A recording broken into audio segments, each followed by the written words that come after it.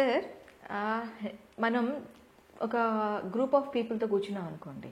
ఆ గ్రూప్లో ఒకళ్ళిద్దరు ఉంటారు. వాళ్ళు ఏం మాట్లాడుతున్నారో ఆ సందర్భానికి తగ్గట్టు మాట్లాడుతున్నారా, లేకపోతే ఆ సందర్భంకి అసలు సంబంధం లేకుండా ఏం చేస్తున్నామని లేకుండా నోటికొచ్చింది మాట్లాడుతూ ఉంటారు. మిగతా వాళ్ళంతా ఒక సైలెంట్గా చూస్తూ ఉంటారు. వాళ్ళకి ఎందుకంటే అక్కడ సందర్భం లేదు. అది కాకుండా కొంతమంది ఉంటారు అందులో. ఎలా అంటే ఏది పడితే అది మాట్లాడుతూ ఉంటారు. దీన్ని రెండు విధాలుగా మనం అనుకోవచ్చు. సందర్భోచితంగా మాట్లాడటం, ఏది పడితే అది మాట్లాడటం. ఈ రెండింటిని అలవర్చుకోవడం ఎలా, అసలు వాళ్ళని వాళ్ళు గుర్తించుకోవటం ఎలా? అంటే మామూలుగా ఏంటంటే మనందరము కూడా వద్దన్న ఉదయం నుంచి రాత్రి వరకు ఒక్కసారైనా కానీ లూజ్ టంగ్ ఉంటుంది. ఒక్కసారైనా అమ్మ దగ్గర, అన్నయ్య దగ్గర, భర్త దగ్గర, భార్య దగ్గర, పిల్లల దగ్గర. సో లూజ్ టంగ్ అంటే ఏంటి అన్నప్పుడు మనము మాట్లాడకూడనిది మాట్లాడటం. ఓకే, అది ఏదైనా కావచ్చు. సందర్భోచితంగా కాకుండా దాన్ని కొంచెం మామూలు మా ఏరియాలో నోడుదు అంటారు కాబట్టి మాట్లాడటం. ఓకే, ఇది ఉదయం నుంచి రాత్రి వరకు మనం చేయకుండా ఉంటామంటే మాత్రం నేను నమ్మను. ఎక్కడో దగ్గర ఉంటాం. అమ్మ వండిన కూర బాగుండకపోతే మాతృమూర్తి ఎంత బాగున్నది అనం కదా, లేదా మాతృమూర్తి ఈ దినమున ఈ యొక్క వంటకము కొద్దిగా అనంగా. అందుకని మనము ఉదయం నుంచి రాత్రి వరకు ఎక్కడో ఒక చోట మనం నోరు జారతాం. ఈ నోరు జారడం అనేది ఎందుకు జరుగుతోంది అంటే చనువు వల్ల కాదు, అతి చనువు వల్ల కాదు, అత్యంత చనువు వల్ల. అమ్మ దగ్గర, నాన్న దగ్గర, అన్నయ్య దగ్గర, అక్కయ్య దగ్గర, పెళ్ళ దగ్గర, మొగుడు దగ్గర, పిల్లల దగ్గర మనకు అతి చనువు ఉంటుంది. ఆ అతి చనువు ఉన్న చోట మనం ఏం చేస్తామంటే ఒక లూజ్ టంగ్ వాడతాం. అక్కడ అరమరికలు ఉండవు అనే పదం వాడతాం. ఏది మాట్లాడాలి, ఏది మాట్లాడకూడదు తెలుసుకోకుండా మాట్లాడతాం. అప్పుడప్పుడు అది డేంజర్ అవుతుంది. ఓకే, ఇది ఫస్ట్ ఫేజ్. అంటే ఎందుకు ఇంతలా చెప్పానంటే మాధురి, చనువు ఉన్న చోట లూజ్ టంగ్ ఉంటుందని చెప్పిన ఉద్దేశం. ఓకే, తిరగేద్దాం అప్పుడు. అంటే చనువు లేని చోట నువ్వు లూజ్ టంగ్ ఏర్పరచుకోకూడదు తాత్పర్యం. ఉదాహరణకి మన ఇద్దరం ఉన్నాం. ఓకే, మన ఇద్దరికి ఒక 5 ఏళ్ల పరిచయం ఉంది. స్నేహమేం కాదది, బాంధవ్యం కూడా కాదు, పరిచయం ఉంది. దాని అక్వైంటెన్స్ అంటాం ఇంగ్లీష్లో. రెస్పెక్ట్ ఉంటుంది, మ్యూచువల్ రెస్పెక్ట్ ఉంటుంది. అంటే దీనికి లైన్ ఉందని తాత్పర్యం. చదువు లేదు అంటే ఇప్పుడు నేను మాధురి మీద ఏది పడితే అది మాట్లాడకూడదు అన్నమాట.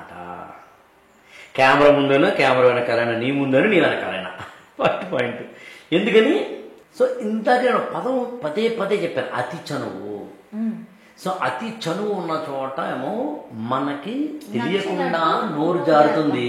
కానీ అతి చనువు లేని చోట నోరు జారకూడదు. అంటే నీ యొక్క ఇతరులతో ఉన్న రిలేషన్ ఎలాంటిదని తెలుసుకోకుండా మాట్లాడకూడదు అనమాట. ఓకే, ఇతరులతోటి రిలేషన్ ఎలా ఉందని తెలుసుకోకుండా మాట్లాడితే నోటి దూవే, నోరు జారడమే, లూజు టంగే. తెలుగులో ఒక సామెత ఉంటుంది, అవసరమైతే కాలు జారినా తీసుకోవచ్చు కానీ నోరు జారితే తీసుకోలేమని. అందుకని ఎవరితోనైనా ఎప్పుడైనా నువ్వు మాట్లాడుతున్నప్పుడు, ఎవరైనా సరే ఎక్కడైనా సరే మాట్లాడుతున్నప్పుడు తెలుసుకోవాల్సిన మొట్టమొదటి పాయింట్ ఏంటంటే వాళ్ళతో నీకున్న రిలేషన్ ఏంటి. ఓకే, ఇది లూజ్ టంగ్ గురించి. కొంతమంది సందర్భానుసారంగా మాట్లాడటం అనేది ఉండదు. ఏదైనా మాట్లాడేటప్పుడు సందర్భోచితం అంటారు. ఇది ఆ సందర్భానికి తగ్గట్టు మాట్లాడతారు. అసలు దానికి దీనికి సంబంధం లేకుండా మాట్లాడుతూ ఉంటారు. యాక్చువల్గా ఇప్పుడు నోటి దూలకు సంబంధించిన విభాగాల్లో ఇదొకటి సందర్భోచితంగా మాట్లాడకపోవడమే. ఓకే, పెళ్లికి వెళ్ళి చావు గురించి మాట్లాడితే, చావుకి వెళ్ళి పెళ్లి కోసం మాట్లాడితే, సో చావుకి వెళ్ళి నవ్వుతూ మాట్లాడితే, so end point relevance contextual అని ఎలాగైతే అంటామో అలా ఎండ్ పాయింట్ అర్థం చేసుకోవాల్సింది నువ్వు ఎక్కడ ఏది మాట్లాడాలో తెలుసుకోవడం. రిలేషన్ కావచ్చు, కాంటెక్స్ట్ కావచ్చు, అవతల వ్యక్తి కావచ్చు. ఉదాహరణకి స్త్రీలతో ఏది పడుతుంది మాట్లాడకూడదు కదా. అంటే వైస్ వెర్సా కూడా పురుషులతో స్త్రీలు కూడా ఏది పడితే మాట్లాడకూడదు, ఎలా పడితే అలా మాట్లాడకూడదు. సో నేను మళ్ళీ రిపీట్ చేస్తున్నాను మాధురి, అతి చనువు ఉన్న చోట నీ యొక్క నోరు జారడం అనేది మొదటి కాంటెక్స్ట్. అతి చనువు లేని చోట వాళ్ళతోనే నీ రిలేషన్షిప్ బట్టి మాత్రమే నీ నోరు అదుపులో పెట్టుకోవాల్సిందే. ఇంకా మూడవది, సందర్భోచితంగా మాట్లాడకపోతే కనుక పెళ్లికెళ్ళి చావుకెళ్ళి పెళ్లి గురించి మాట్లాడడం తప్పు. కానీ విచిత్రం ఏంటంటే ఇంకోటి చెప్తాను పాయింట్, అసలైంది ఏంటంటే మనము నేను నీతో మాట్లాడుతున్నప్పుడేమో నోరు జారకూడదని ఎంత నిజము, అసలు ఎక్కడా నోరు జారకుండా ఉండడము, ఎవరి మీద నోరు జారకుండా ఉండడం కూడా అంత నిజం. నేను సినిమా ఫంక్షన్కి వెళ్ళానబ్బా, మైక్ ఇచ్చారు నాకు, నేను ఏది పెడితే మాట్లాడితే ఎట్లా? ఆడవాళ్ళని తక్కువ చేసి, సినిమాలను తక్కువ చేసి, రాజకీయాలను తక్కువ చేసి, నాయకులను తక్కువ చేసి, ప్రేక్షకులను తక్కువ చేసి మాట్లాడితే ఎట్లా? మీరు అప్పుడప్పుడు చూడండి, కొంతమంది అలా మాట్లాడుతూ ఉంటారు. అందుకనే కదా వాళ్ళు లూజ్ టంగ్ గాళ్ళు లేదా నోటు దూగాళ్ళు అంటుంటాం. ఎంత మాట్లాడాలో తూకం వేసి అంతే మాట్లాడాలి కదా. సో అందుకని సందర్భోచిత మాట మాత్రమే కాదు, ఎదుటి వ్యక్తితో మాత్రమే కాదు, అసలు ఏది మాట్లాడినా కూడా తూకం వేసి మాట్లాడాల్సిందే.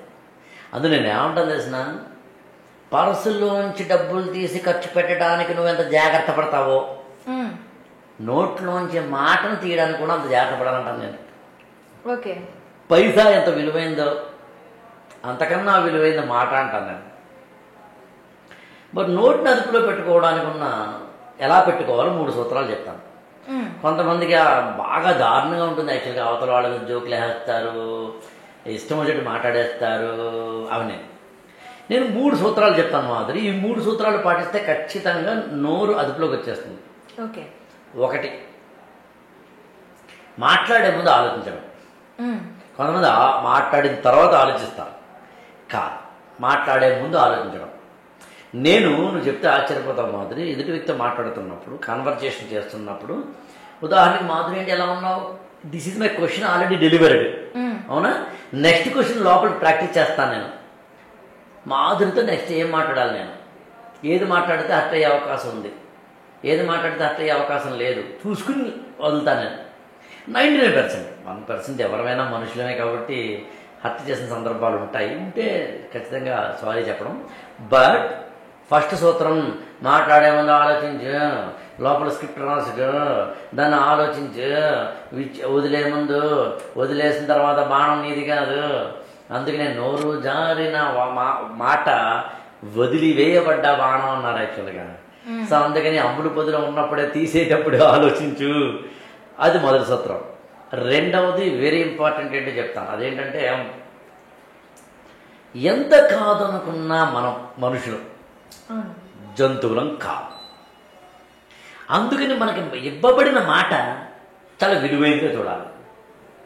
కుక్కకి ఏదైనా సరే భౌ అండం ద్వారా ఎక్స్ప్రెషన్ ఉంటుంది.